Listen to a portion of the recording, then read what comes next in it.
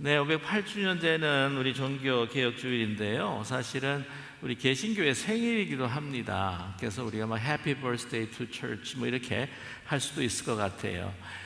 우리 우주에 온 교회의 그 생일이라고 한다면 바로 성령 강림 주일이지 않습니까? 그래서 오순절 날 그 마가의 다락방에 있는 120분 문도에 임하신 바로 그날이 이제 모든 이 교회의 생일이지만 특별히 개신교는 오늘이 생일입니다. 508년 전이죠. 1517년 10월 31일 독일의 한 수도사 마르틴 루터 비텐베르크 그 성당에다가 95개 조항을 붙임으로써 시작이 됩니다. 그 불꽃이 튀기 시작하죠. 그런데 그때 당시 이 마르틴 루터는요, 내가 종교 개혁을 시작하겠다라고 그렇게 해서 그 붙인 것이 결코 아닙니다. 루터 시대에는 그냥 학문적 토론을 진행할 때의 그 일반적인 방법이 바로 이 성당문에 이렇게 반박문, 이게 조문들을 갖다가 이렇게 붙이는 것이 그냥 상례였습니다. 그 서문을 읽어보면 그 이해할 수가 있는데요. 그가 뭐라고 이 서문에 밝히고 있냐면 진리에 대한 사랑과 진리를 밝히고자 하는 열망으로 비텐베르크 대학 인문학 및 신학 석사이자 해당 분야의 정규 강사인 마르틴 루터 신부는 다음 진술들을 옹호하고 그 자리에서 반박하고자 합니다. 따라서 참석하여 구두로 반박할 수 없는 분들은 부재시 서신으로 반박해 주시기를 바랍니다. 그러니까 보통 학자로서 또한 이런 생각을 정말 표명하고 이렇게 돼야 교회가 정말 마땅히 설 수가 있다라고 하는 것을 이제 주장하는 그런 글문이죠. 그런데 이것으로 인하여서 그러니까 놀라운 하나님의 그 역사가 일어날 줄은 꿈에도 상상을 하지 못한 것이었죠. 아시겠지만 이 종교 개혁이라고 하는 것이 교회만 개혁한 것이 아니라 정말 그때 당시에 그 서양 모든 문명과 문화들을 완전히 뒤집어 놓는 그런 큰 사건이 되었던 것이죠. 자, 그런데 그가 이제 주장했던 그 95개 조항 중에서 우리가 정말 눈여겨봐야 할, 주목해야 할 것들이 한 세 가지가 있습니다. 그것이 뭐냐면 첫 번째는 우리 주 예수 그리스도께서 회개하라 말씀하셨을 때에 그는 신자들의 삶 전체가 회개의 삶이 되기를 원했습니다. 그러니까 예수님께서 우리의 회개의 삶을 요청하신다. 이 모든 95개 조항 가운데 있는 이 모든 부분들이 우리가 회개할 부분들이다라고 하는 것을 의미하는 것이겠죠.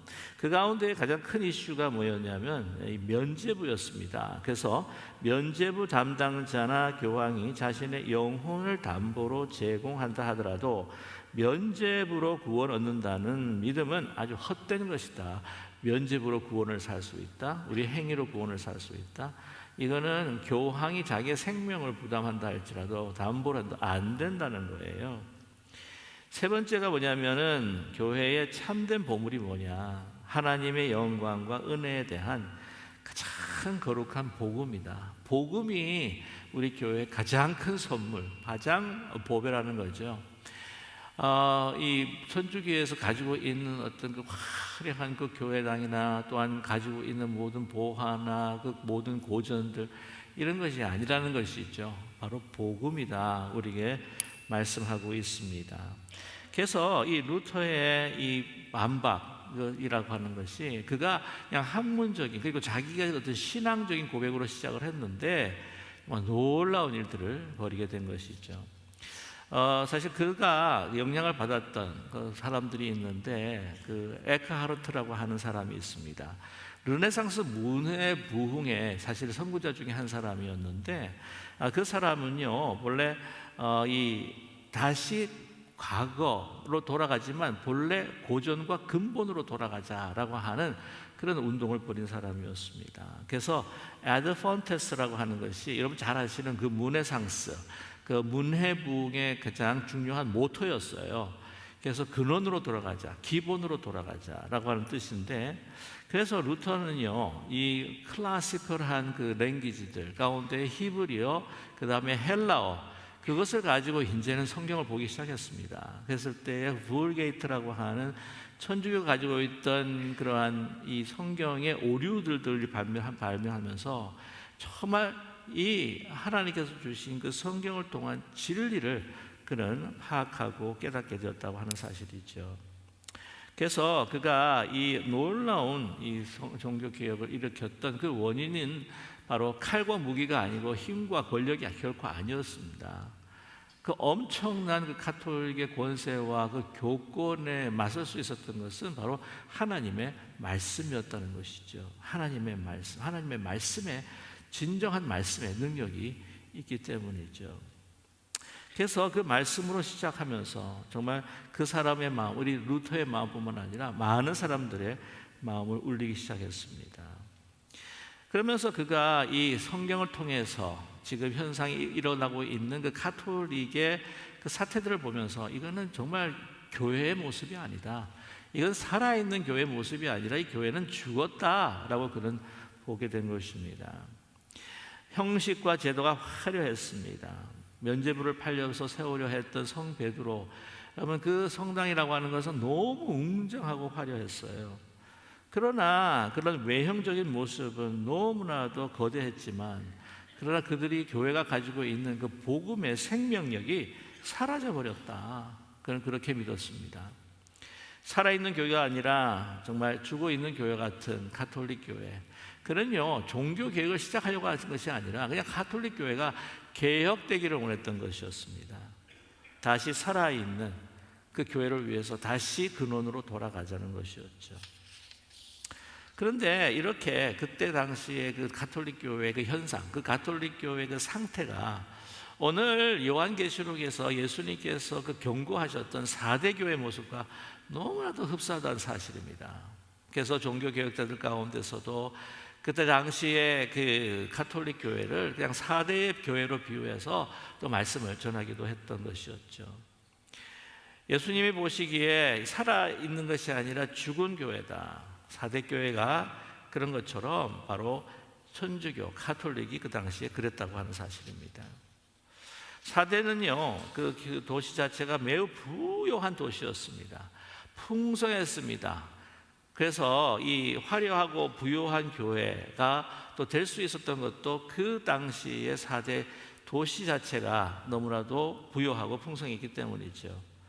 그렇기 때문에 명성도 있었고 그 교회 평판도 좋았고 여러 가지 그 요인으로 인해서 참 살아있는 교회 같다. 그러나 예수님 눈에는 죽은 교회라는 것이죠. 왜냐? 회개가 없고 복음의 능력이 없고 성령의 생명력이 없다는 것입니다. 그 생명력이 부재했습니다. 중세교회 모습이었죠. 예배는 의식적이고 경건해 보였지만 정말 참된 회개가 없었고, 또한 뿐만 아니라 그 가톨릭, 그 당시에는 가톨릭 그 중세 시대 때는요 분명히 성경은 있었지만은 그러나 라틴말로 되어 있기 때문에 뭘 이렇게 성경을 읽어도 그 성도들이 알 수가 없었다는 사실입니다.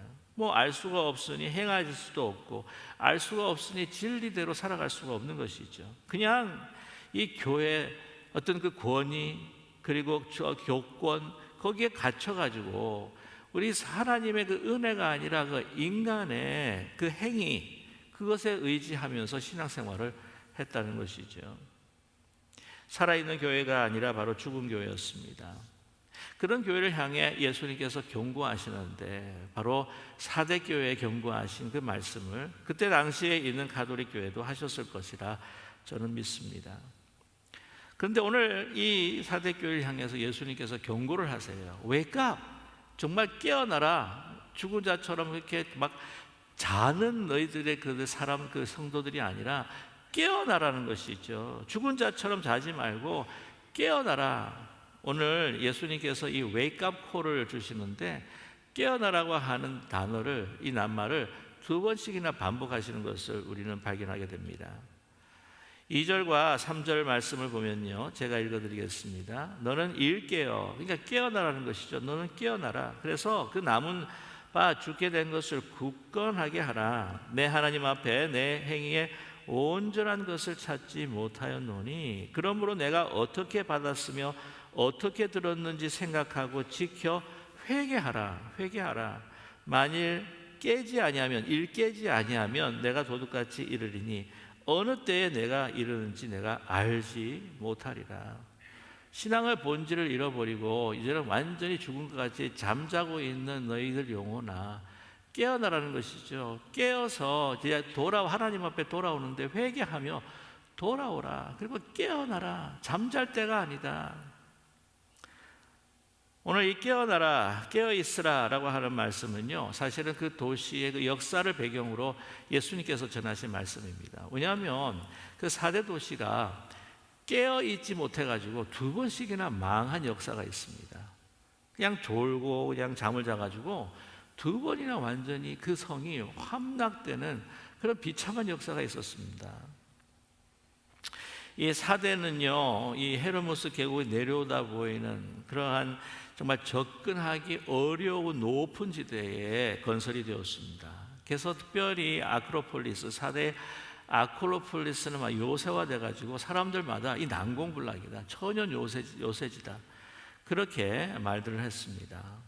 높은 곳에 있기 때문에 도시 경비병들이요, 딱 이 산 아래를 내려다 보면은요, 어느 지역에서 누가 어떤 적들이 오는지를 다 파악할 수가 있어서 다 미리미리도 차단할 수도 있고 또 방어선을 구축할 수도 있었습니다.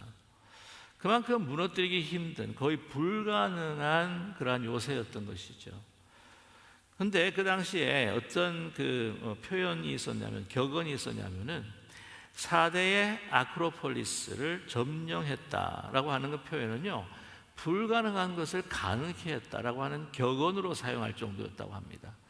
그렇게 무너뜨리기 힘든 그런 요새화된 그 도시였다는 것이죠.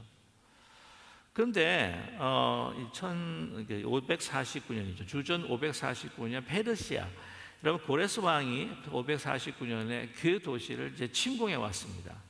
딱 보니까 야, 이거 어떻게 하지? 이거 완전 진짜 난공불락의 성인데 어떻게 저거를 갖다가 함락하지? 고민이 많았다는 거예요.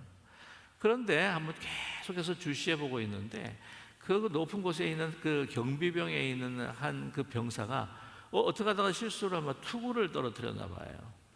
그래서 이제 투구를 떨어뜨려가지고 그것을 다 보고 있는데 그 병사가 그 투구를 주우러 그 틈 사이로 이렇게 쭉 내려가고 또한 그 골짜기 밑으로 그 길이 조금 나 있는 곳으로 내려오는 그 장면을 그대로 주시하고 보고 있었던 거죠.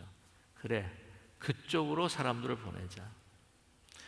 근데 이 감시하는 그 성벽 위에 있는 그 병비병들이요, 아, 이거 우리는 안심하다, 아, 이거 뭐 우리를 건드릴 사람이 없다 그래가지고 밤에 완전히 다 자버리고 만 겁니다. 그래가지고는 페르시아 병사들이 그 길로 쫙 몇 명이 올라와가지고요, 다 해제시키고 또 길을 터가지고는 함락이 돼버리고 만 거예요. 그러면 여기서 여러분 그 역사 가운데서 뭐 배우는 게 있어야 될 거 아닙니까? 아, 이거 절대 우리가 이 요새라고 할지라도 깨어서 우리가 보초를 봐야지. 그런데 그 후에 시간이 지나서 기원전 218년이죠. 도시가 이제 완전히 다 제거가 되고 또 정말 그 성들을 이제 구축을 했는데 그 기원전 218년에 헬라 제국의 안티오코스 왕이 또 침범을 해옵니다. 침공을 해왔는데 그때도 어떻게 해요? 그 경비병에 있는 그 보초병들이 앉았을까요? 잤을까요? 자고 만 거죠. 그래서 함락돼 버리고 말았습니다. 그 2번이나 잔 거예요.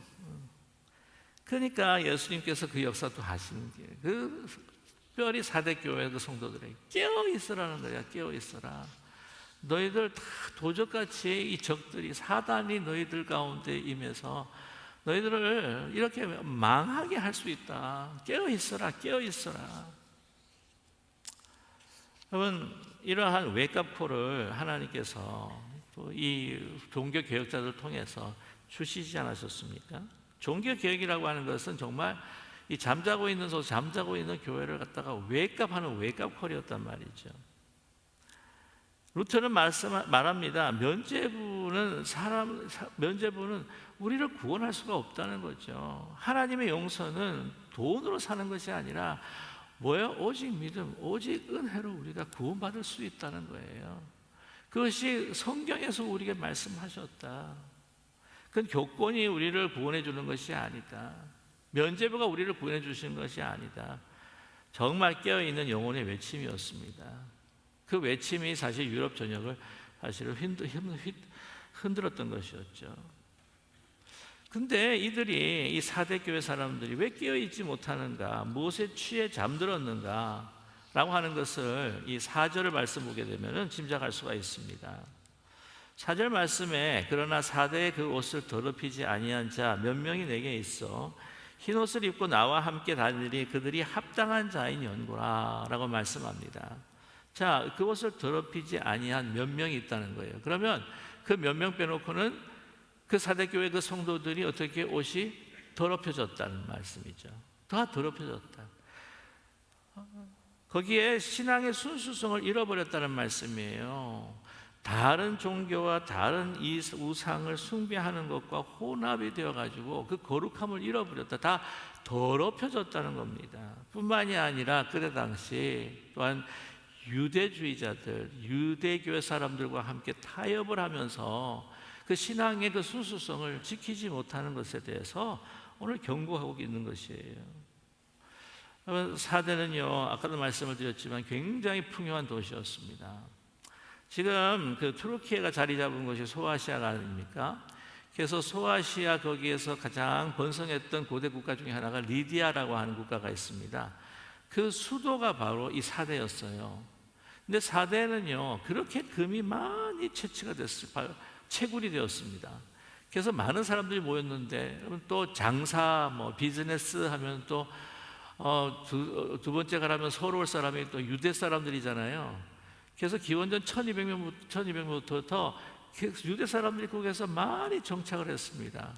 거기 아주 큰 유대 회당도 있었고요. 그 상권이라든지 영향력을 유대 사람들이 갖고 있었는데, 그러니까 이 4대 교회에 이 사람들에게 큰 또 핍박을 줄 수 있었던 그런 요건이 될 수 있었다는 것이죠. 자, 그런데 여러분, 아주 그 세계 최초의 그 금화를 만든 곳이 바로 또 이 사대라고 합니다. 거기는 아르테미스라고 하는 아주 큰 신전이 있었는데 1960년대에 미국 하버드대와 코넬대 고고학 발굴에 의하면요, 사대교회가 세워졌던 그 건물 그 바로 옆에 신전이 있었다는 거예요. 어쩌면 신전의 그 큰 뜰 바로 옆에 뜰에 교회가 있었다라고 그렇게 이야기를 하고 있습니다. 그러니까 다른 이게 믿지 않는 사람들도 접근성도 좋을 수도 있어요. 그러니까 신전을 들어갔다가 여기는 못하는 곳이지 하고 한번 들어가 볼까라고 이렇게 들어올 수도 있지만, 그게 뭐냐면 가까울수록 어떻게 되냐면 이 성도들이 그 이방의 신전으로 들어갈 수 있는 기회도 많아진다고 하는 사실입니다.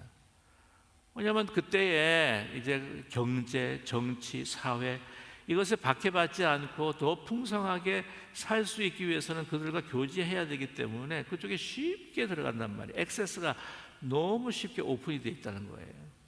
그들과 함께 같이 이렇게 지내는 거예요.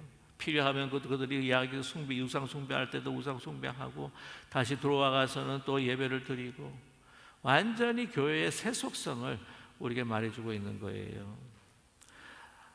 그러한 것에 대해서 또 증거가 되는 것이 무엇이냐면, 여러분 서머나 교회나 또한 버가모 교회 같은 경우에는 정말 얼마나 많은 박해가 있었는지 모른다. 로마의 그 제국 가운데에 그 우상 숭배하는 신전들을 주위로 한 그 사람들 길드들에 의해서 얼마나 많은 박해를 받는지 모릅니다. 그런데 이 사대 교회는요, 이런 박해의 흔적이 없어요.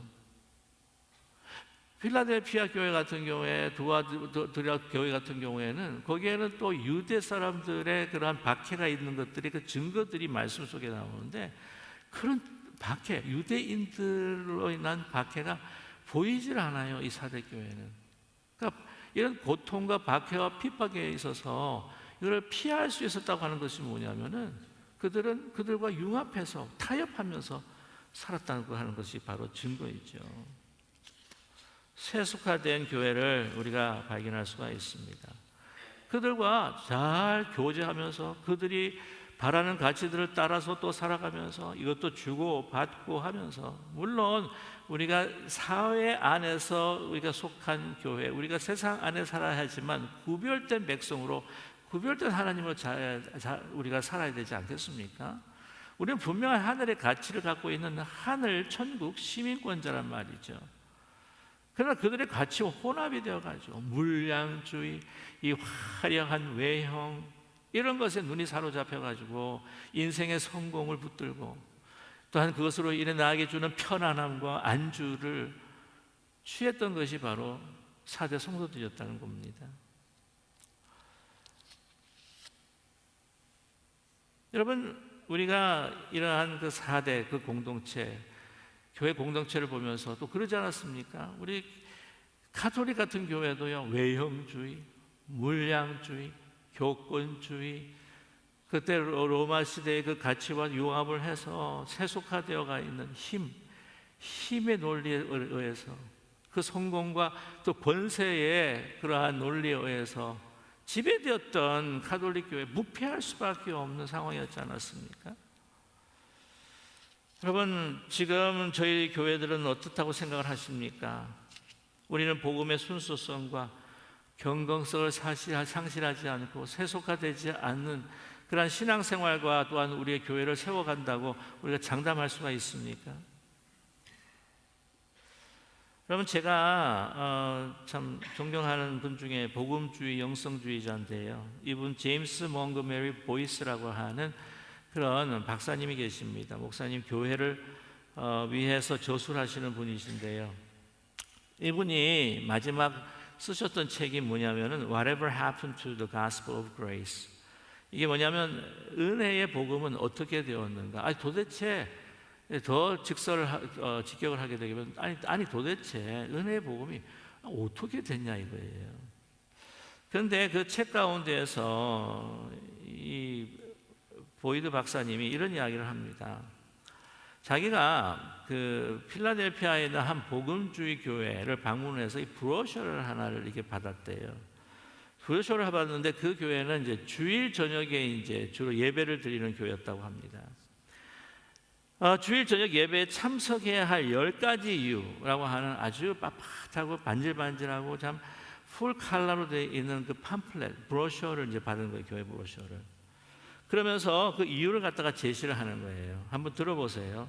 첫 번째, 에어컨이 정말 좋아요. 두 번째, 모든 예배 후 모든 참석자에게 커피와 간식을 제공합니다. 세 번째, 음악이 경쾌하고 부르기가 쉽습니다. 네 번째, 정말 멋진 사람들을 만날 수가 있어요. 다섯 번째, 설교는 항상 uplifting합니다. 그러니까 여러분들을 막 이렇게 세워주고 기분 좋게 한다는 거겠죠. 여섯 번째, 일요일에는 늦잠을 자도 제 시간에 교회에 올 수 있습니다. 왜냐하면 저녁에 들으니까. 일곱 번째, 어린이를 보호할 수 있는 차일드 케어가 제공이 됩니다.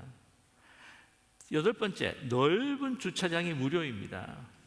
아홉 번째, 주말에 해안에 가서도 일요일 밤에 교회에 갈 수 있습니다. 열 번째, 당신은 당신의 돌보시는 놀라운 하나님을 발견하게 될 것입니다. 그러면서 뭐라고 이야기하시냐면, 이런 그 브로셔 팜플렛을 받았는데 자기가 얼마 전에 제가 받았던 어느 한 곳의 광고 브로셔와 너무 유사하더라는 거예요. 이 광고 브로셔를 받았는데, 팜플렛을 받았는데 빳빳하고 정말 그것도 풀 컬러로 아름답게 디자인이 되어 있더라는 겁니다. 근데 이 표지에 뭐라고 되어 있냐면, 이곳이 바로 당신이 원하던 곳입니다 라고 딱 적혀 있는 거예요. 그래서 첫 번째가 뭐냐면, 이것은 가족이 함께 할 수 있는 곳입니다. 두 번째는 여러분의 삶의 스타일을 풍요하게 할 수가 있습니다. 세 번째는 우리 모두가 함께 같이 나누는 그러한 장소입니다.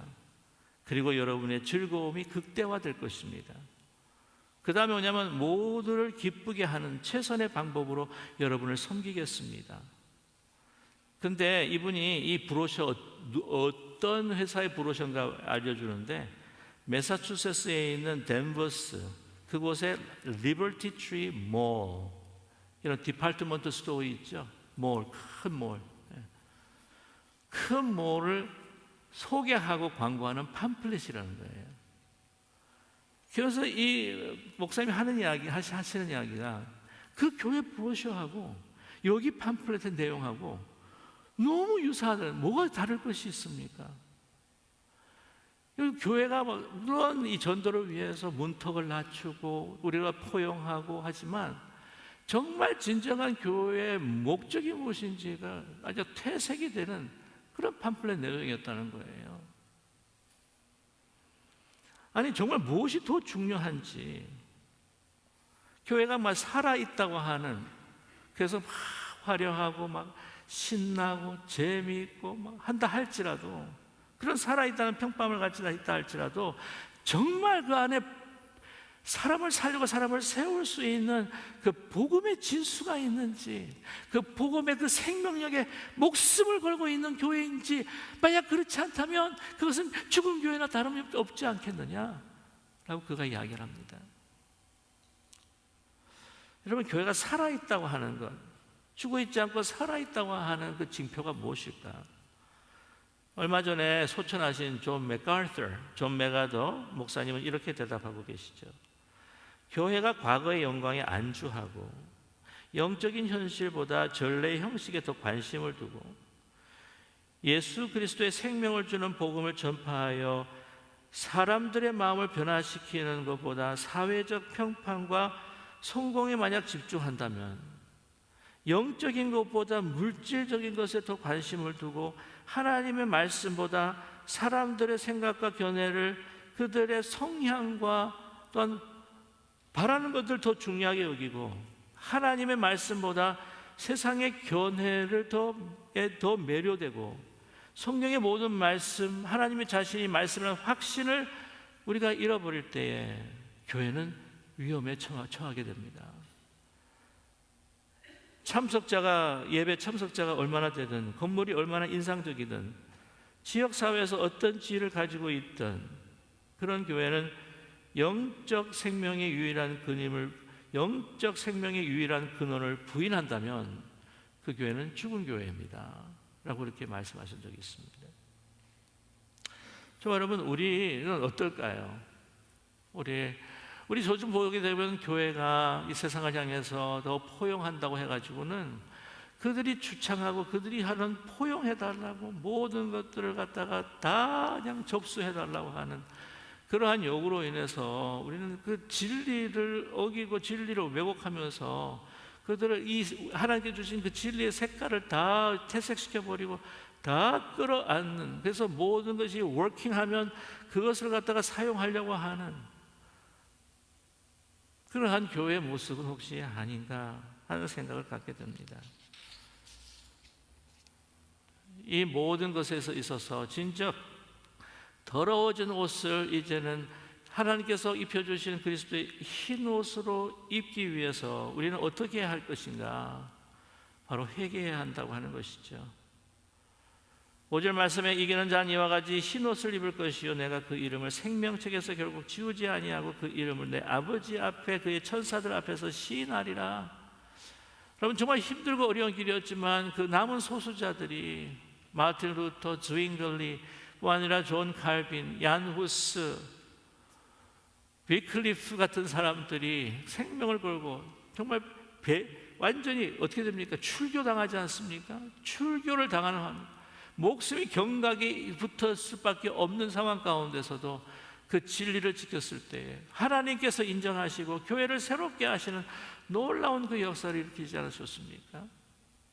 오늘 그러한 믿음 다시 돌아올 수 있도록 하나님께서 우리에게 요청하고 계십니다. 회개하라.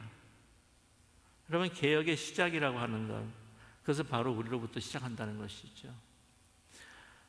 이 바울뿐만이 아니라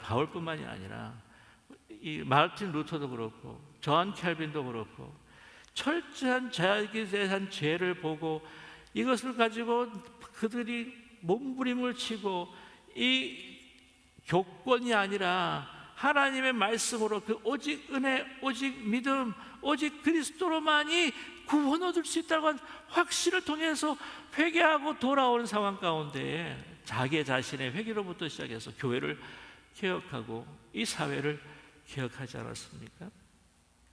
우리부터 시작해야 한다고 하는 것이죠. 여러분, 개혁이라고 하는 것은요, 자기 자신을 계속해서 회개하며 바꾸는 겁니다. 저희가 개혁교회예요. The Reformed Church라고 그렇죠. 영어로 표현하면 개혁되는 교회지만 정확한 정신은 Reforming Church입니다. 계속해서 개혁되는 교회예요. 개혁을 멈추면 개혁교회의 생명은 죽은 거예요. 여러분, 우리가 변화하지 않으면 우리의 믿음은 죽은 겁니다. 그 변화는 어디서부터 오느냐? 나의 철저한 하나님의 말씀 가운데 회개를 통해서 주님 앞에 나아갈 때에 그 오직 믿음, 오직 은혜, 오직 그리스도의 보혈의 피로 우리가 차지함 받고 새로워질 때야만이 우리가 개혁이 되고 우리가 새로워질 수 있습니다. 우리부터 시작할 때 가정이 개혁이 되고 교회가 개혁이 되고 나아가 우리 이웃과 우리의 사회가 잔잔하게 개혁될 줄로 믿습니다. 그러면 우리의 삶 가운데에 오직 5가지 우리의 신앙의 주축이 되어야 되는 거예요. 아니, 세상의 어떤 성공, 화려함, 외형주의, 물량주의, 이 모든 것들을 떠나서 오직 성경, 솔라 스크립투라, 오직 은혜, 솔라 그라티아, 오직 믿음, 솔라 피데, 오직 그리스도, 솔루스 크리스투스, 오직 하나님께 영광, 솔리데오 글로리아. 여러분, 오직 성경, 오직 은혜, 오직 믿음, 오직 그리스도, 오직 하나님의 영광으로 여러분, 매일매일을 우리가 주님 앞에 회개하고 매일매일 우리를 개혁하며 새로워져 하나님 앞에 영광, 솔리데오 글로리아, 하나님께 오직 영광을 올려드리는 우리가 참된 주의 사람들 되시기를 간절히 소망합니다. 하나님의 말씀이에요. 사람의 말씀이야. 사람의 이야기가 아닙니다. 오직 은혜, 우리의 행동이 아닙니다. 오직 믿음, 우리가 구원할 수가 없습니다. 우리 자신을 오직 예수 그리스도로. 여러분, 우리 삶의 중심이 아니라 오직 그리스도, 그리고 주신 오직 그 은혜와 믿음을 통해서 오직 성령을 붙들고 솔리데오 글로리아, 오직 하나님 앞에 영광을 올리는 살아있는 우리의 삶과 기쁜 우리 교회가 되시기를 주님의 이름으로 간절히 축원합니다. 소셜 클럽이 아니라 정말 살아있는 교회로 다시 계속해서 끊임없는 개혁을 하는 우리 기쁜 우리 교회가 되시기를 주님의 이름으로 간절히 축원합니다. 기도하겠습니다.